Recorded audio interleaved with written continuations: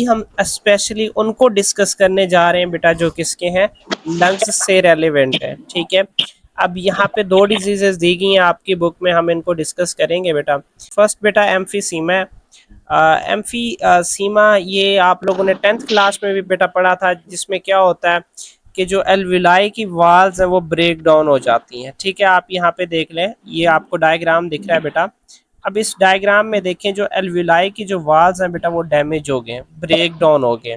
अब यहाँ पे भी आप देख सकते हैं बेटा, ये डायग्राम आपको शो हो रहा है कि एल्विलाई की जो बेटा वाल्स हैं वो क्या हो गए हैं, डैमेज हो गए हैं। ठीक है, emphysema is a lung disease caused by damage due to alveolar walls. ठीक है, कि एल्वुलाई की जो वाल्स हैं बेटा उनके डैमेज होने से ये डिजीज होता है, और leading to that air trapping, मतलब इसमें एयर एक्यूमुलेट हो जाता है and reduce the oxygen exchange, और इसमें ऑक्सीजन एक्सचेंज नहीं हो जाता। एक तो बेटा जो ऐसा समझ लें, एल्वुलाई का जो सरफेस एरिया बेटा वो भी कम हो जाता है।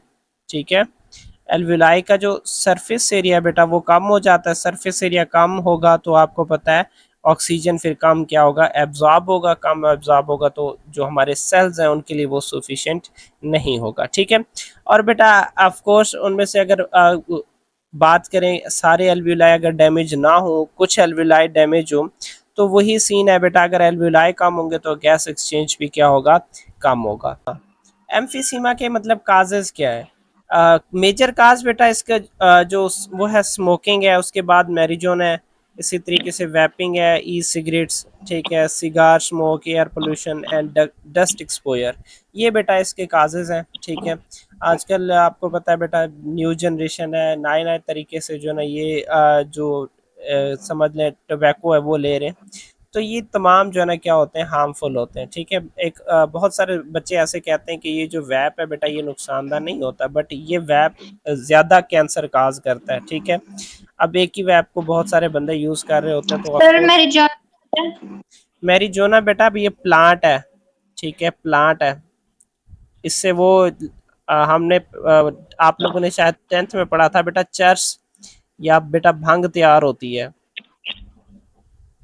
ठीक है, अक्सर आपने मूवीज में देखा होगा। मैरिजुआना बेटा ये जो ना ये ऐसे समझ लें चर्च एक किस्म का, अक्सर जो ना ये लोग यहाँ पे यूज़ करते हैं। ठीक है, तो ये ऑफ कोर्स ये भी क्या काज करता है बेटा, डिजीज काज करता है, लंग्स को इम्पैक्ट करता है।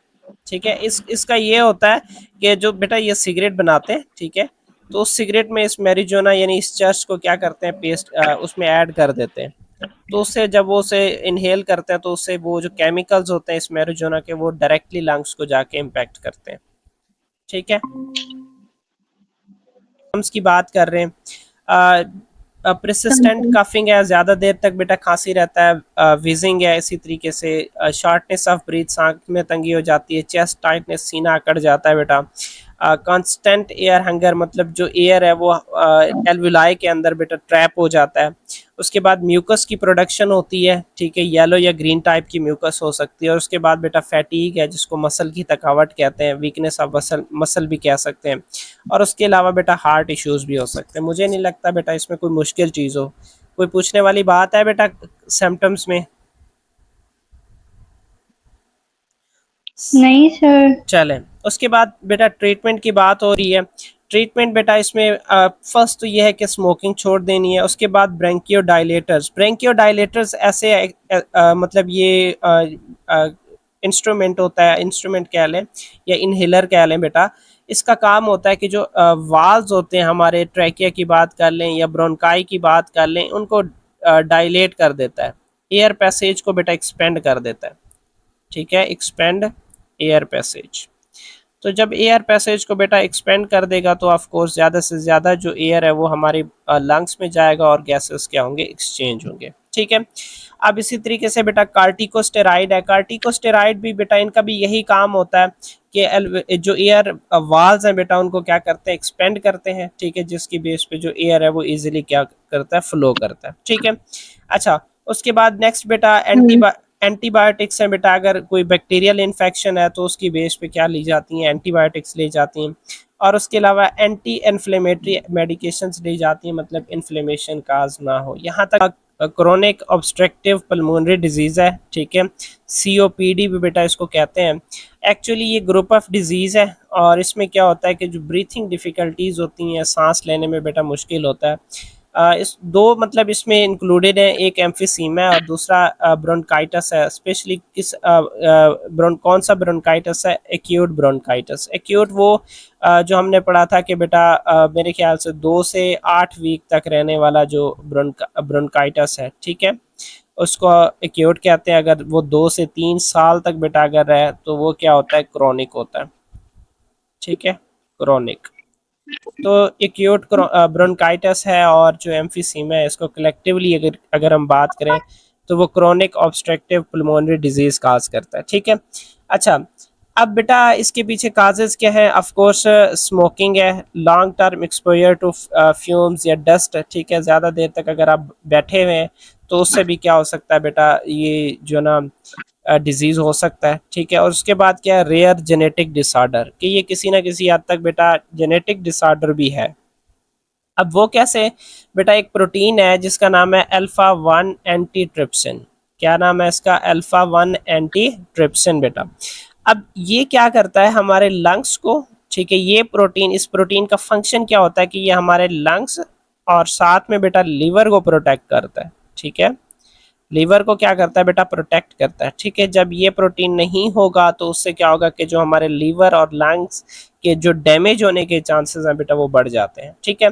उसके बाद इसके सिम्टम्स वही है, शार्टनेस ऑफ ब्रीथ है बेटा, परसिस्टेंट चेस्टी कफ और फ्लैम प्रोडक्शन है बेटा।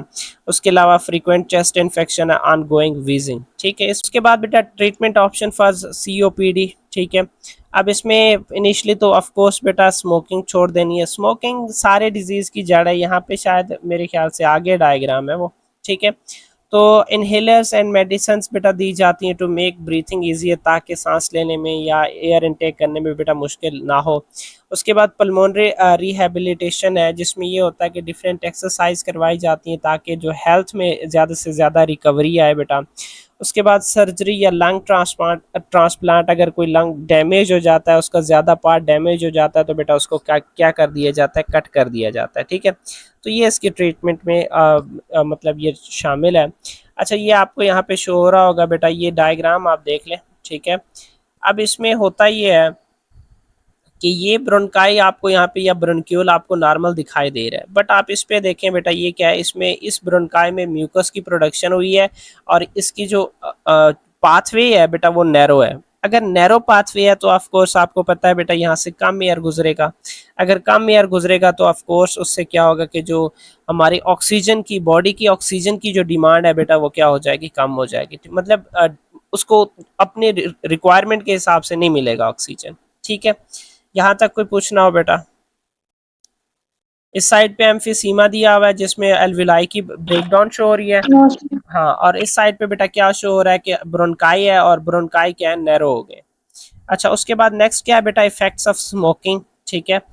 Smoking severely damage the respiratory system and other organ, क्योंकि बेटा स्मोकिंग कैंसर काज करता है और कैंसर हमारे डाइजेस्टिव मतलब जो हमारी रेस्पिरेटरी सिस्टम है उससे एसोसिएटेड ऑर्गन में भी हो सकता है, ठीक है। मेजर इफेक्ट्स ऑफ स्मोकिंग बेटा, अगर अब बात करें तो जो लंग कैंसर है बेटा वो 87% किसकी वजह से होता है? ड्यू टू स्मोकिंग की वजह से, ठीक है। अब स्मोकिंग बेटा mouth cancer, lung cancer, oesophagus cancer, ये चीज़ें काज कर सकता है।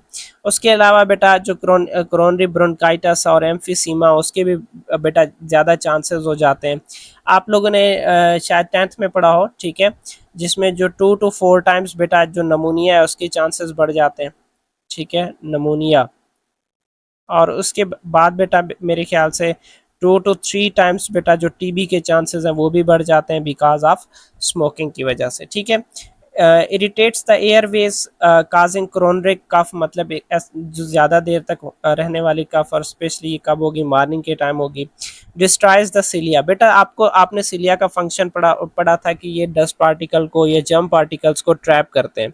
अच्छा, जब डस्ट पार्टिकल या जर्म पार्टिकल्स को ट्रैप नहीं किया जाएगा तो वो जर्म पार्टिकल्स हमारे लंग में पहुंच जाएंगे और वहां पे जाके ऑफ कोर्स नमोनिया या फिर टीबी काज करेंगे, ठीक है। अब वो कैसे? आपको पता है बेटा, चाहे नमूनिया हो चाहे टीबी हो, ये दोनों किसकी वजह से होते हैं, कौन से एजेंट की वजह से होते हैं, बैक्टीरिया की वजह से होते हैं बेटा।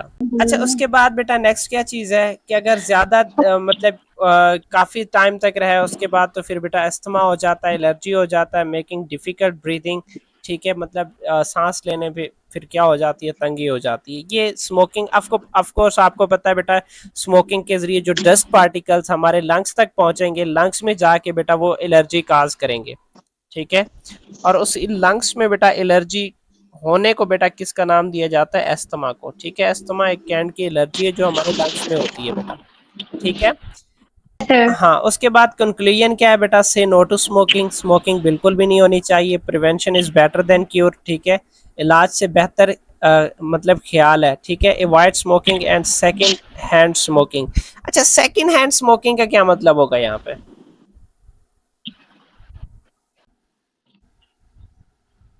सेकंड हैंड स्मोकिंग का यहाँ पे बेटा, पता नहीं है सर। सेकंड हैंड स्मोकिंग का मतलब ये है कि पैसिव स्मोकिंग बेटा, ठीक है, ना खुद स्मोकिंग करो और ना ही किसी ऐसे स्मोकर के पास बैठो बेटा, ठीक है। Okay sir. हाँ seek medical okay. Help for breathing problems, ठीक है, अगर ब्रीथिंग प्रॉब्लम हो रही है तो बेटा डॉक्टर से रब्ता करें। अवेयरनेस सेव्स लाइफ, तो इस वजह से बेटा दूसरों को आप लोगों ने आगाह करना है, इस बारे में इन्फॉर्म करना है कि स्मोकिंग नहीं करनी। अच्छा ये आपकी बुक में बेटा ये डायग्राम दिया था जिसमें दो तीन चीज़ें दी हुई थी, बट मुझे ऐसा डायग्राम मिला जिसमें चार पांच चीज़ें मिली है। तो चलें हम कुछ डिस्कस करते हैं बेटा। एक तो ये ब्रेन डिजीज काज करता है, ठीक है, ब्रेन डिजीज कैसे काज करेगा, ये जो बेटा हम जो चाय पीते हैं या सिगरेट पीते हैं उन दोनों में क्या मौजूद होता है,